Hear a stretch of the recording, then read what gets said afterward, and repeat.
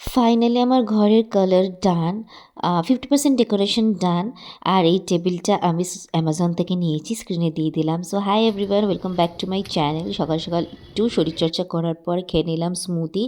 আর early lunch করে আমি বেরিয়ে পড়ছিলাম বেলুড়। এখানে আমার মারোয়ারি পার্টি মেকআপের একটা বুকিং ছিল, তো সেখানে চলে গেছিলাম টাইমে। তারপরে অ্যাকচুয়ালি এটা একটা প্যাকেজ ছিল, ব্রাইডাল প্যাকেজ আমার ম্যামের। এর আগেও আমরা গেছিলাম আগের দিন, এটা সেকেন্ড ডে, বিয়ের দিন।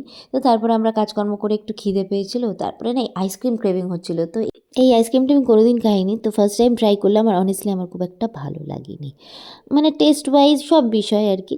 মানে আমাদের কারোর খুব একটা ভালো লাগেনি। তো তারপরে বাড়িতে চলে এলাম। এটা হচ্ছে আমার লিভিং রুমের ছোট্ট ডেকোরেশন। এই সাইড ওয়াইড টেবিলটা আর এই ল্যাম্পশেডটা অ্যামাজন থেকে নিয়েছি, স্ক্রিনে দিয়ে দিলাম।